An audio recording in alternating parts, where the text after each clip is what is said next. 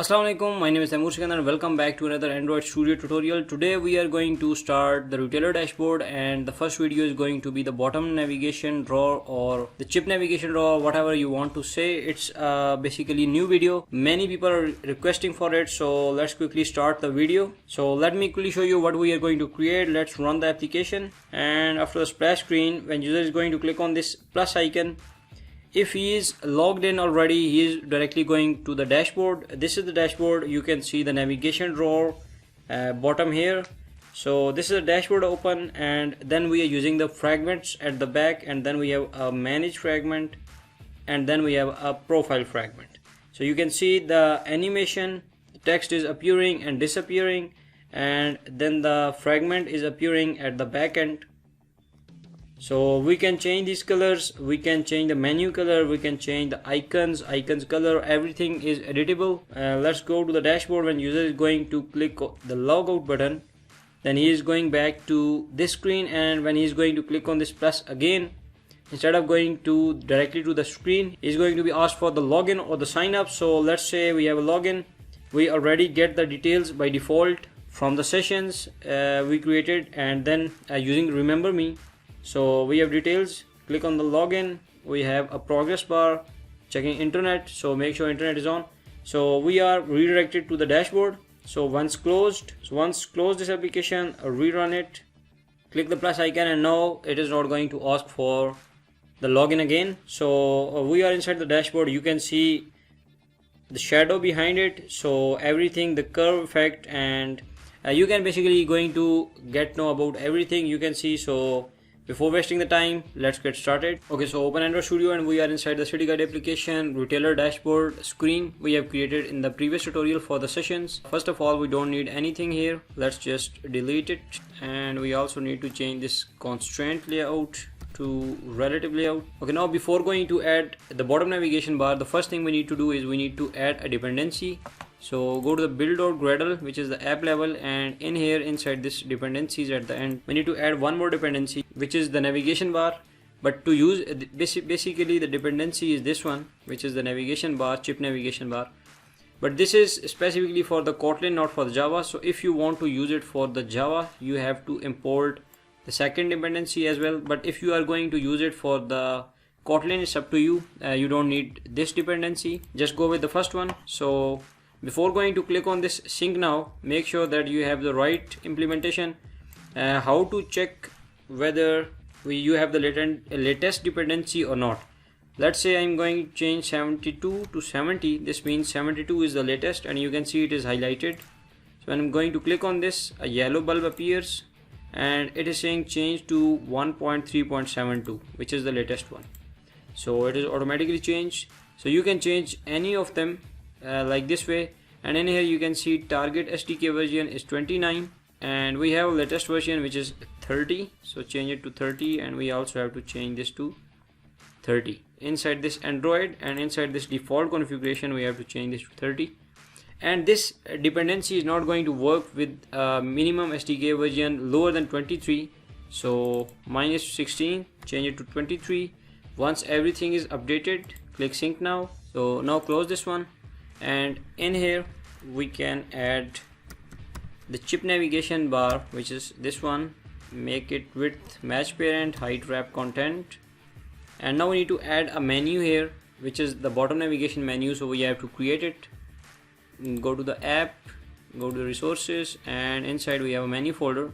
If you don't know how to create this, click on this resource, right click new, and go to the directory and just name it menu. As I have already created, make sure do not enter anything capital. So we have a menu folder, right click new, create a new menu resource file, and name it bottom navigation menu. Click OK, and now inside this menu we need to create an item has an ID, bottom navigation dashboard, then it should have some title. After that we need to add the icons. All the icons are already added in the drawable folder. I have already added, and I will drop the link in the description. So we have Android : icon, the dashboard icon, and then another thing which is app : which is specific for the dependency we have added. So we have to use it with the app. Press Alt plus Enter to import this. CNB underscore background color, and we have to define the background color. Basically this is the background color of each selected item or each item when it is going to be selected. Close this item. So I have to create two more. So I have added all these three elements, change their icons, and also but I am going to change their IDs as well, but going to keep the same background color for now.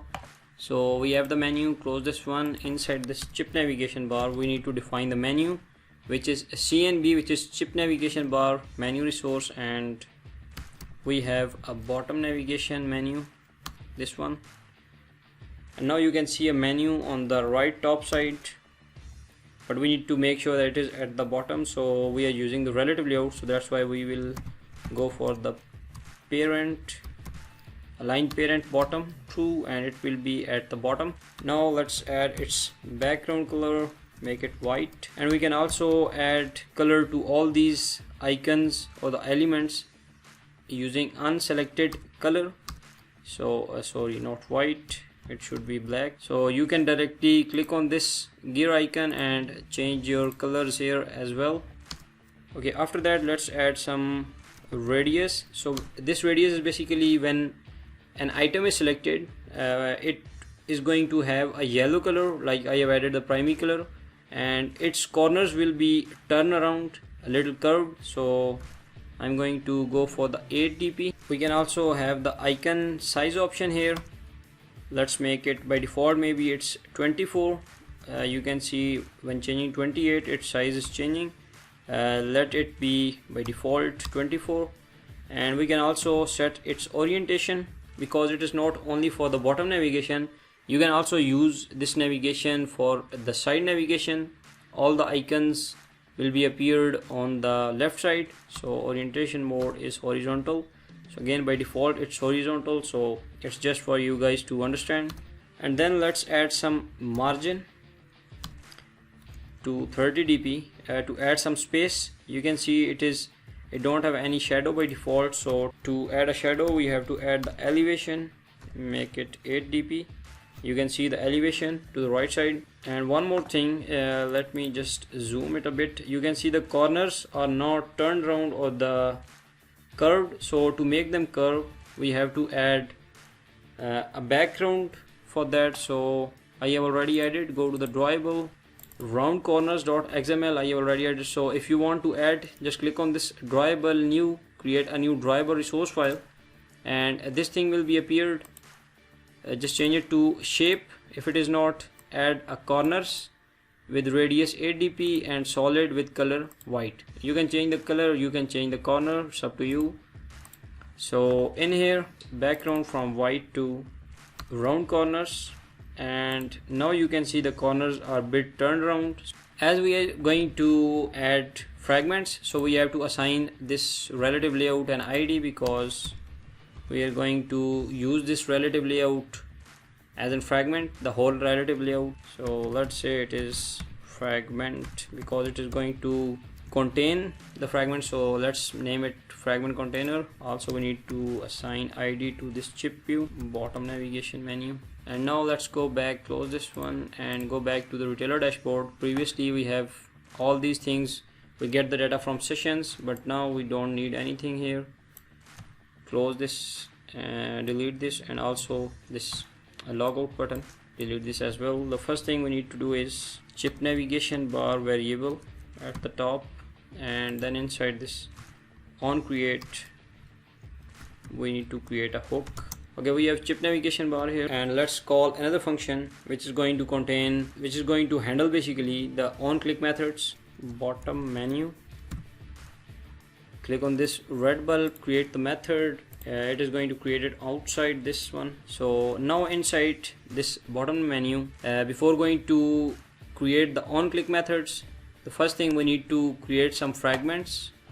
Let's go to the app Java, and inside this folder we have a location owner in which we are going to create everything about the backend for a specific user.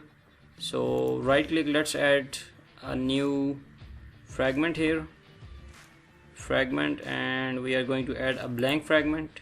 Let's name it retailer dashboard fragment. Click finish, and now in here you can see lot of code. Just remove it, everything we don't need in. we just only need this on create view, so delete this and just keep this on create view because it is going to call this layout for us, which is fragment. And let's change this. Let's say we have a background color with the light white, it is the same one, so let's make it card 1. I'm just going to give it a name. So I have added a background color and also I have added some text to distinguish which fragment we are in. So for now, let's go and create all the fragments in the same way. Okay, I have created 3 fragments and changed their background colors and also change this text to identify which fragment we are in. So let's just close everything here. Okay, now we have 3 fragments to call and we have 3 buttons for the navigation bottom. So to call that on click listener, we need to call that chip navigation bar dot set on item selected listener, and then write new space chip navigation bar dot set on the first one on selected listener, click OK, and everything will be imported. Okay, now inside this we need to create a case that if the selected ID is navigation underscore dashboard, bottom navigation dashboard, add a colon at the end, and we need to equal this fragment is equal to new dashboard retailer dashboard fragment, add a semicolon, and then at the end we are going to break it. That's it. This is the first case, so copy it, retailer profile fragment. So we are calling all these fragments. So at the end of this switch statement, we need to start this fragment and place any of the fragments selected to the dashboard. We will write get sport fragment manager dot begin transaction, which is going to start the transaction, dot replace r dot id dot, which is a fragment container. Replace this with a fragment which is selected by the user. So this fragment at the top we have created, and then commit all the changes. That's it. So that's it for this function. Let's just copy it to make sure that by default the first one is selected. We will paste it here, and instead of this fragment we will directly pass the first fragment, retailer dashboard fragment. So we have to write new retailer dashboard fragment, and that's it. Instead of passing the selected fragment, we have directly passed the default fragment at the start. So now let's try to run our application. Okay, so our application is running. Click on this plus icon and you can see the first fragment by default is appeared, but forget to highlight this one. So when we click on this dashboard, you can see the animation, it is by default. Then we will select the manage fragment is appeared, and then select the last, which is the profile fragment. So they are perfectly working. So by default, when you want to highlight the menu, which is basically a dashboard, so we want to make sure that if it appears, this dashboard should be selected by default. So to do that, after this chip navigation, we will set this chip navigation bar dot set item selected. So we have to pass the item here, which is the item ID, r dot id dot bottom navigation dashboard, which is the ID of that item, and then we will pass it to true. So it will be every time when this on create will be called, by default this will be selected. So let's run it again. Okay, so let's go to this plus sign, and now you can see the dashboard is by default selected. So you can change this, you can select anything here. So this is in the next screen we are going to design the dashboard itself. So this is what we have to create in this video. So if you learn something new, please like the video, and if you are new to this channel, please subscribe it. You can get all the login code we have created in the previous activities from the link down below in the description, and also this code down below in the description. So again, thank you for watching. Take care. Allah Hafiz.